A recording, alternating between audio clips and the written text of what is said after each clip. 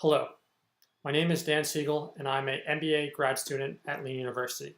I'm currently taking MBA 690 with Elaine Ramsey, and this is my oral presentation.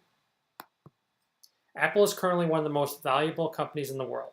Based on the market capitalization, they periodically approach close to $1 trillion, since they operate in an industry that is very competitive and needs to maintain secrecy. Their specific objectives are not listed in their annual report. They do, however, list three main goals they hope to accomplish. The company's investment policy and the strategy are focused on preservation of capital and supporting the company's liquidity requirements. When Steve Jobs was CEO, the company thrived and was able to build up enough cash that they were able to now deliver a very competitive, substantial dividends to its shareholders. Using retained earnings to finance capital needs, reducing leverage, and increase the use of short-term debt, which costs less to the company. Apple in recent years has spent a lot of time and energy providing new revenue streams to the company. None, however, have been able to impact the company's balance sheet as much as their signature products such as the iPhone. Obviously, they continue to perform well, but their reliance on revenue from the iPhone is very risky, since other companies can develop products to compete with them at this time or at any time. One of the actions that Apple receives great praise for is the quality of their products and their ability to react to any issues in a quick and effective manner. Apple spends significant resources on quality control, and that has paid off as their brand has an image that is both innovative and reliable. Even when an issue occurs, they have set up infrastructures that allows them to reach a vast majority of their users by issuing a patch or software update. For this reason, they are capable of both proactive and reactive solutions to any issues that may arise. One part of corporate governance is the makeup of the board of directors who lead the company and give it direction. Apple currently has 18 members on this board. 12 of those members are employed by Apple, while the other 6 are dependent. This ratio is reasonable and common for large corporations today. My concern, however, is the makeup of the independent directors. 2 of them are former investment bankers, while the other 2 are from an airline industry. Obviously, Apple's intent was to bring experience from companies that have knowledge in areas like production and others with financial background. I believe they may be ignoring other areas where they could add value to the board's decision by bringing experience from places where new products could be added to Apple. I have found various different parts of their SWOT analysis and different quadrants and their micro threats, their industry threats, weaknesses, micro opportunities, industry opportunities, and strengths, and here are just a couple. For their micro threats is their economic downturn and tax policy. For their industry threats is their competition and network capabilities. For their weaknesses, it's their that they have iOS operating system and their lack of price flexibility. Their micro opportunities is their production in the U.S. Domestic corporate tax cuts is another one. Their industry opportunities is their expansion to Southeast Asia and their joint partnership, and their strengths is their brand loyalty and their brand awareness. Large corporations will often have divisions. These divisions each will have their own needs, goals, and objectives. This form of corporate parenting strategy will establish different sections of a company.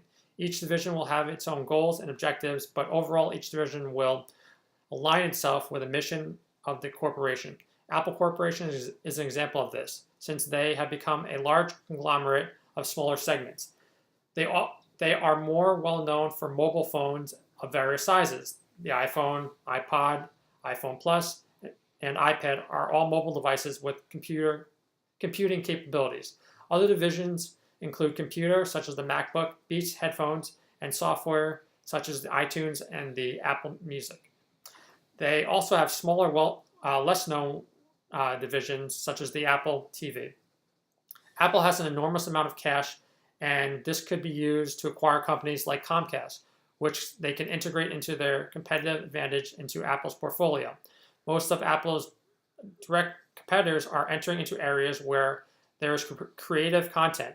This is another way where Apple can use their brand loyalty to expand their opportunity. Apple is instructing its divisions to put an emphasis on innovation to take advantage of opportunities in the marketplace. Since they have a large amount of retained earnings, they can afford to outspend their competition in areas such as research and development. They can also use excessive cash to recruit talented employees to add to their staff, which builds their competitive advantages even more. When thinking long and hard about the key issues that is facing Apple at the moment, one issue that stands above the rest. Tim Cook took over for Apple in August of 2011 after Steve Jobs' passing. Jobs was a revolutionary person whose thinking was outside the box. Since his passing, Cook has not made any major changes within the company to take it to the next level. He has altered sizes of the products more than once and added smaller upgrades. Apple is currently looking to find the next big thing to team up with or buy. Beats by Dre headphones were just one of those ways.